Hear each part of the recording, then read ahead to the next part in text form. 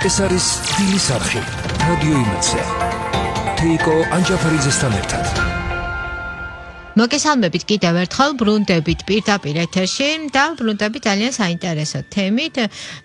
ეს არის სასწავლო კურსი, რომელიც შეეხება საარქივო საქმეს და კურსის შესახებ უფრო დეტალურად მოგყვება ჩვენი სტუმარი დალი ეჯიბაძე, ეროვნული საარქივო ფონდის ფორმირებისა და საქმის წარმოების განყოფილების უფროსი. ძალიან დიდი მადლობა, რომ ხართ ჩვენი გადაცემის სტუმარი. ქალბატონ დალი, მოდით მოგვიყევით რა კურსი არის და რა გულისხმობს ის? საქართველოს ეროვნული არქივი კანონის თანახმად ეროვნული საარქივო ფონდისა და ეროვნული არქივის შესახებ საქართველოს კანონის თანახმად არის მთავარი დაწესებულება, რომელიც არეგულირებს დაწესებულებებში, ნებისმიერ დაწესებულებებში საარქივო საქმის წარმოებას, უწევს მათ მეთოდურ პრაქტიკულ დახმარებას, რომ გარკვეული ზღვრული ვადის ამოწურის შემდეგ დოკუმენტები, რომელთაც აქვს სამეცნიერო, პრაქტიკული, ისტორიული, კულტურული, რელიგიური ღირებულება, ასე დოკუმენტებს ჩვენ ვუწოდებთ ეროვნული საარქივო ფონდის დოკუმენტები, შემოვიდეს არქივში სრულად და ამისათვის ჩვენი მოვალეობაა, ჩვენი აი ამ სემინარების მოვალეობა, რომ გავაცნოთ ჩვენი ნორმატიული აქტები, როგორც საკანონმდებლო ნორმატიული აქტები, ასევე შიგარე რეგულირების აქტები, რომ დოკუმენტები თავის დროზე, აი საქმის წარმოების პროცესშივე სრულად, კარგად, იურიდიულად გამართულად შედგეს, რომ ყველა დოკუმენტს ჩვენი წესების მიხედვით გვაქვს ესეთი იუსტიციის მინისტრის მიერ დამტკიცებული დაწესებულებებში შექმნილი მმართველობითი დოკუმენტური მასალების ნუსხა შენახვის ვადების მითითებით. აი ამ ნუსხაში ჩამოთვლილია ყველა ნებისმიერ დაწესებულებაში შექმნილი მმართველობითი შინაარსის მქონე დოკუმენტების შენახვის ვადები. შენახვის ვადები არის დროებითი 1-დან 10 წლის ჩათვლით, არის ხანგრძლივი 11 წლიდან 75 წლის ჩათვლით და არის დოკუმენტები, მე როგორც გითხარით, აი ეს ეროვნული საარქივო ფონდის დოკუმენტები, რომელთაც შენახვის ვადა აქვთ მუდმივი. აი არქივი დაინტერესებულია, რომ დაწესებულებებმა განსაკუთრებული ყურადღება მიაქციონ ასეთ დოკუმენტებს, რომ ისინი სრულად, იურიდიულად გამართულად იყოს შექმნილი, როგორც საქმის წარმოების პროცესში, ასევე საარქივო მხრივაც ამ დოკუმენტებზე უნდა შედგეს, უпростоრად ყოველწლიურად უნდა ჩატარდეს ექსპერტიზა, გაიმიჯნოს დოკუმენტები, რა არის დროებით შესანახი, რა არის მუდმივი, რა არის ხანგრძლივად შესანახი და იმის მიხედვით შედგეს უკვე მათზე ანაწერები ნებისმიერ დაწესებულებაში. რამდენად მნიშვნელოვანია ორგანიზაციისთვის, დაწესებულებისთვის, როდესაც მას აქვს არქივი და აქვე გკითხავთ, როდესაც ჩვენ საუბრობთ შენახვაზე, ხო?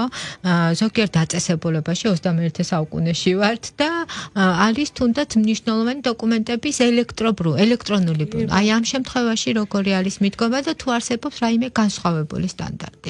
დოკუმენტი არის დოკუმენტი, იქნება ის ელექტრონულად დაბადებული, მატერიალურად შექმნილი, თუ როგორც შენახვის ვადა ყველა დოკუმენტისთვის არის ერთი. ეროვნული საარქივო ფონდის დოკუმენტი არის მატერიალურად შექმნილიც, თუ მას ის მნიშვნელობა აქვს, რაც ჩვენ ჩამოვთვალეთ და არის ელექტრონული დოკუმენტი. ძალიან ხშირად აი ახლა ბოლო ეტაპზე დაწესებულებები გვეუბნებიან, რომ ჩვენ ვქნით დოკუმენტებს ელექტრონულად და არ უნდათ ამ ელექტრონული დოკუმენტის მატერიალურად ამობეჭდვა.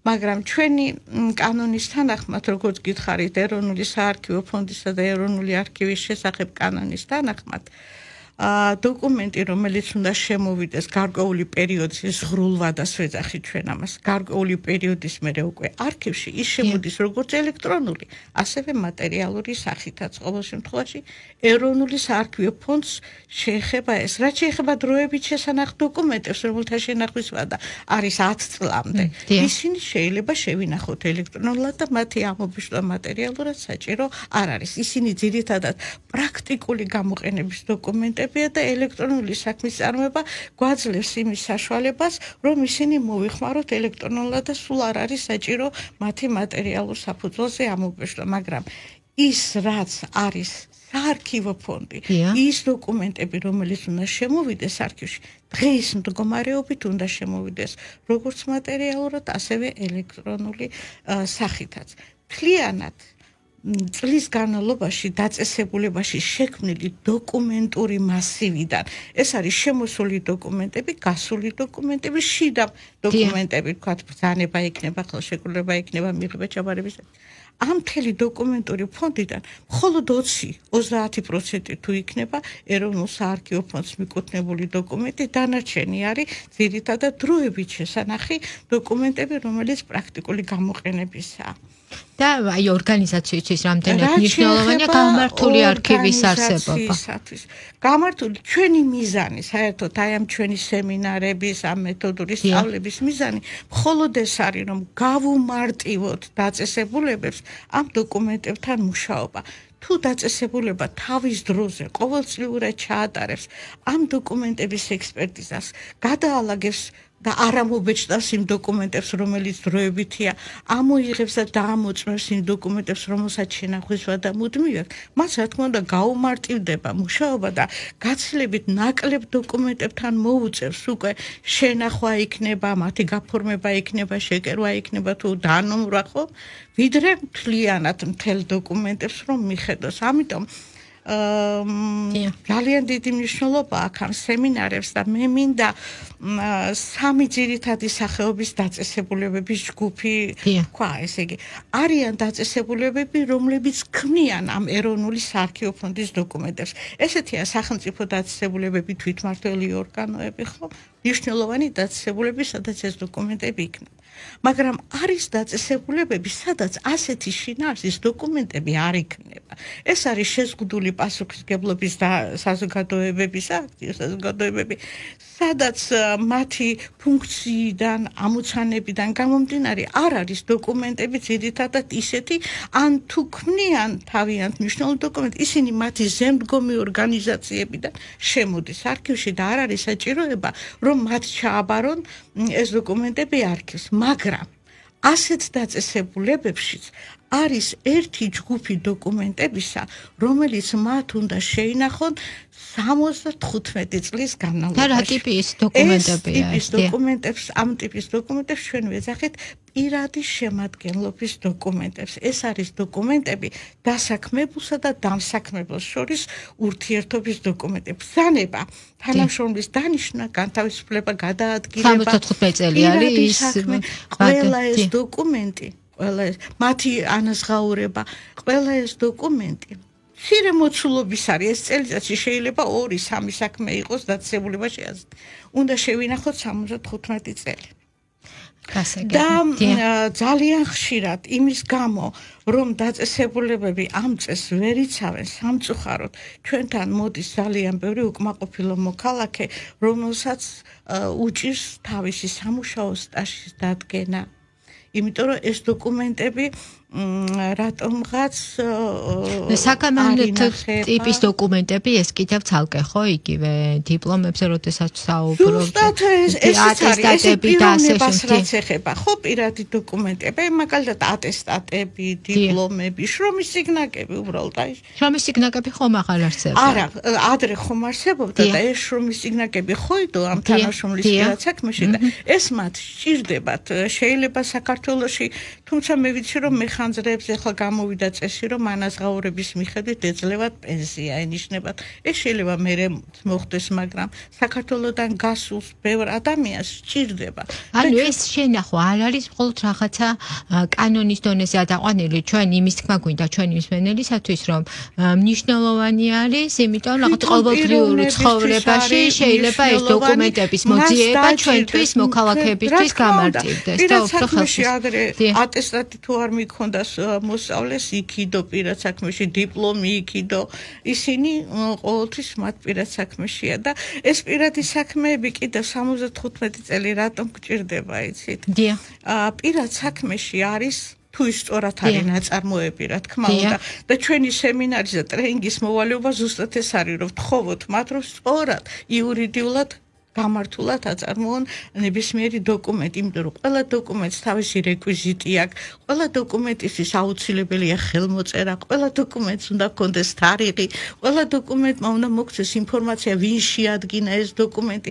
აი ეს ყველაფერი თუ არ იქნა სრულად დოკუმენტში დაფიქსირებული, ის იურიდიულ ძალას კარგავს. რაც შეეხება პირად საქმეს, იქიდება ანკეტის გარდა მისი ბრძანებების ასლები, როდის დაინიშნა, როდის განთავისუფლდა, როდის დაწინაურდა და ეს ბრძანებების ასლები ჩვენ გვაძლევს უკვე არქივის თანამშრომლებს იმის უფლებას, რომ როდესაც მოქალაქე მოდის ჩემთან და მთხოვს ცნობას, როდის დავიწყე ამა თუ იმ დაწესებულებაში მუშაობა, მე პირადი საქმიდან უკვე ვიცი წლები, როდის დაინიშნა, როდის განთავისუფლდა. თუ პირადი საქმე არ მაქვს, მე იცით რა მიწევს არქივის თანამშრომლებს დღიდან ჩემი დაწესებულების არსებობისა ყველა ბრძანების ნახვა და მათი გადასინჯვა, რომ მე მოვძებნო, როდის დაინიშნა ეს პიროვნება დაწესებულებაში, როდის განთავისუფლდა ამ დაწესებულებიდან.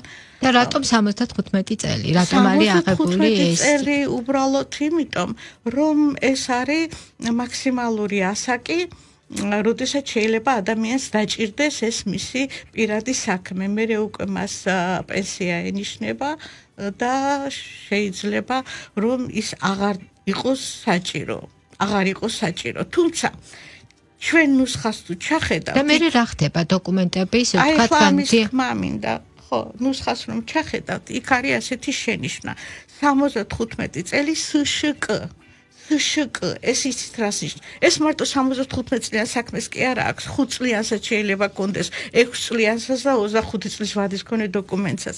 ეს იმას ნიშნავს, რომ ამ ვადის ამოწურის შემდეგ ჩვენ უნდა ვნახოთ არქივის თანამშრომლებმა ის საქმე და შეიძლება ის დოკუმენტი, ის პირადი საქმე უკვე მე მნიშვნელოვნად ჩავთვალო და ის ჩავთვალო უკვე ეროვნული საარქივო ფონდის შემადგენელ ნაწილად. აი მაგალითად თეატრალური ინსტიტუტის სტუდენტი მოეწყო უმაღლეს სასწავლებელში, ან სამხატვრო აკადემიის, ან კონსერვატორიის. მოეწყო მისი პირადი საქმე 75 წელი დევს. მხოლოდ 75 წლის ვადის ამოწურის შემდეგ მე უკვე ვიცი მათგან რომელი გახდა ცნობილი რეჟისორი, ცნობილი მსახიობი, ცნობილი მუსიკოსი და მის პირად საქმეს მე კი არ გავანადგურებ, არამედ მას გადავიტან და შევინახავ უკვე მუდმივად. აი SШK ჩანაწერი ნიშნავს, რომ იმ ვადის ამოწურის შემდეგ, რაც ნუსხაში აქვს დოკუმენტს, მე ის უნდა მაინც გადავხედო, ვადა გავიდა, მე უკვე მისი ფასი უკვე ვიცი და ან გავანადგურებ, ან შევინახავ მუდმივად. რაც შეეხება გამოყოფას და მათ განადგურებას, აქ უკვე უნდა აუცილებლად ასეთი საქმეები ყოველწლიურად შეირჩეს თვითონ დაწესებულების არქივზე პასუხისმგებელმა პირმა, უნდა ყოველწლიურად ასეთი საქმეები გადაარჩიოს, შეადგინოს მასზე, ჩვენ ვეძახით ასე, განადგურების აქტი, საქმეთა განადგურების აქტი. მიუთითოს იმ მუხლის ნომერი, რა მუხლითაც გაუვიდა შენახვის ვადა, ეს განადგურების აქტი უნდა განიხილოს, მოიწონოს, შეათანხმოს არქივმა, დაამტკიცოს დაწესებულების ხელმძღვანელმა და ამის შემდეგ ჩვენ უკვე ვერც ერთი მოქალაქე ვეღარ შეგვედავება იმაზე, რატო გამინადგურე ჩემი განცხადება, რომელიც შემოვიტანე ვთქვათ სამინისტროში რაღაც 15 წლის წინ. იმიტომ რომ და ეს ყველაფერი რომ სწორედ გაკეთდეს იმისათვის რომ დავიცვათ მოქალაქეების უფლებები და ხელმისაწვდომი გავხადოთ მათთვის მნიშვნელოვანი დოკუმენტაცია, აი იმისათვის რომ ეს ესე მოხდეს, საჭიროა კვალიფიციური კადრის მომზადება, რომელშიც თქვენ ხართ აქტიურად ჩართული და კონკურენტული. კიდევ ჩვენ გვაქვს ესეთი პრობლემა, რომ დაწესებულებებში ამ კადრების ხშირი დენადობა, ძალიან ხშირი. ეს არ ვიცი, შეიძლება ხელფასით არის განპირობებული, შეიძლება საკმაოდ რთული საქმეა საქმის წარმოებისა და საარქივო საქმის მართვა და ამიტომ ხშირად გვიწევს ყოველწლიურად ამ ტრენინგების მოთხოვნა თვითონ დაწესებულებების, რომ მოვიდნენ ჩვენთან და აი გავარკვიოთ, აი ძირითადად რა ცვლილებები ხდება, ხო? ამ საკანონმდებლო ნორმატიულ ბაზებში გვაქვს ძალიან კარგი იუსტიციის მინისტრის მიერ დამტკიცებული 2007 წლის დაწესებულებათა არქივების მუშაობის წესები. აი ამ მუშაობის წესები, რომელიც ეხება ყველა დაწესებულებას, როგორც გითხარით მე, ძალიან მნიშვნელოვანი დოკუმენტია, მას აქვს დანართები, როგორ უნდა შედგეს, ვთქვათ, განადგურების აქტი, რა არის ანაწერი, რა არის ნომენკლატურა. მთელი და 16 აპრილს დასრულდა ახალი ნაკადის რეგისტრაცია. რეგისტრაცია უკვე დასრულდება 16 აპრილს. კი ბატონო. ანუ ჯერ კიდევ აქვს შესაძლებლობა რა წინაპირობას უნდა აკმაყოფილებდე. ძირითადად მე გადავედი სხვა საკითხზე სამი ტიპის დაწესებულებაზე რომ გესაუბრეთ. ესე იგი ჩვენთან მოდიან თანამშრომლები, რომლებიც იმ დაწესებულებების წარმომადგენლები არიან, სადაც იქნება ეროვნული საარქივო ფონდის დოკუმენტები და მაინც კვალიფიკაციის სასამაღლებლად კონსულტაციების გას. თან პრაქტიკულ საქმიანობაში იმდენი საკითხი წამოიჭრება ხოლმე რომ საჭიროა კონტაქტი. ჩვენ ეს მუდმივი კონტაქტი გვაქვს სხვათა შორის არქივები, ცენტრალური არქივები ასეთ დაწესებულებებს ამოწმებენ ხოლმე 5 წელიწადში ერთხელ მინიმუმ და უწევენ კონსულტაციებს თუ რაიმე საკითხები. არის მეორე ტიპის დაწესებულებები, როგორც გითხარით, სადაც არ იქნება ეროვნული საარქივო ფონდის დოკუმენტი, მაგრამ სადაც იქნება აი ეს პირადი შემადგენლობის დოკუმენტი და ასეთ დაწესებულებებთანაც ძალიან ჩვენს ინტერესებშიც არის, რომ მოქალაქის უფლებები დავიცვათ, რომ მათაც ეს დოკუმენტები შეინახონ 75 წელი. და კიდევ ჩვენთან მოდიან ფიზიკური პირებიც, რომელთაც სურთ გამოთქვამენ სურვილს, რომ ამ სფეროში მიიღონ განათლება. ისე მე თუ მკითხავთ, ყველა ადამიანმა უნდა გაიაროს საქმის წარმოების და საარქივო საქმის ტრენინგი, რატომ იცით? ძალიან გვიჭირს, აი მოდიან მოქალაქეები განცხადების წერა უჭირთ მოხსენებითი ბარა, აი დოკუმენტების შედგენა, აი ოქმი რო სხვანაირად უნდა შედგეს, წერილი, ისეთი წერილები მოდის, რომ ვერ გაიგებ რა უნდა, რა სთხოვულობს, ყველაფრის აი ეს ჩვენი საქმის წარმოება რაც არის, ხო? როგორ უნდა აიგოს დოკუმენტი, ოქმი იქნება, წერილი იქნება, ხელშეკრულება იქნება, მიღება ჩაბარების აქტი იქნება თუ სხვა და ეს კერძო პირებიც რომ მოდიან საკმაოდ ყველანი კმაყოფილები მიდიან და ჩვენ მიერ გაცემული სერტიფიკატით სამუშაოზეც ეწყობიან და მათგან მადლობის წერილებიც მოგდის ხოლმე ძალიან ხშირად, ასე რომ ორივე მხარე კმაყოფილი რჩევით. ანუ ასე რომ 16 აპრილის ჩათვლით მათ აქვთ შესაძლებლობა რომ დარეგისტრირდნენ მსურველებს. არის აი გარკვეული წინაპირობა საჭირო, ანუ მაღალი განათლება. არანაირი წინაპირობა არ არის საჭირო. სკოლა დამთავრებულ პიროვნებასაც თუ ის გამოთქვამს სურვილს, რომ ამ სფეროში რაღაცა მიმართულები წინ წაიწიოს, ყველა შეუძლია მოგმართოს განცხადებით. ეს ჯგუფები ივსება და წელიწადში რამდენჯერმე ეს ტრენინგები ტარდება, მინიმუმ ეს არის 10 საათიანი ტრენინგები და აი არის ასეთი პრაქტიკა, რომ ამ საქმის წარმოების სემინარებს და ტრენინგებს ხშირად ატარებენ ხოლმე მთელი დღის განმავლობაში. მაგრამ ჩვენი მიზანია რომ ასეთ შედეგს 10 საათი და 8 საათი რო ადამიანს ერთად იგივე თემაზე ელაპარაკო, თუნდაც ის ვერც აითვის. ამიტომ ჩვენ გვაქვს ყოველდღიურად დღეში 2-2.5 საათი ამას მოყვება პრაქტიკები, ტესტები და ასე შემდეგ. მაქსიმალურად ვცდილობთ რომ შედეგი ჰქონდეს ჩვენ სემინარს და ეს არ იყოს ტყუილად დაკარგული დრო არც მათთვის და არც ჩვენთვის. ძალიან დიდი მადლობა, წარმატებას გისურვებთ, შეგახსენებთ, რომ ჩვენი სტუმარი იყო დალი ეჯიბაძე, ეროვნული საარქივო ფონდის ფორმირებისა და საქმის წარმოების განყოფილების უფროსი. მადლობა თქვენ ამ საქმით დაინტერესებისთვის. მადლობა დიდი.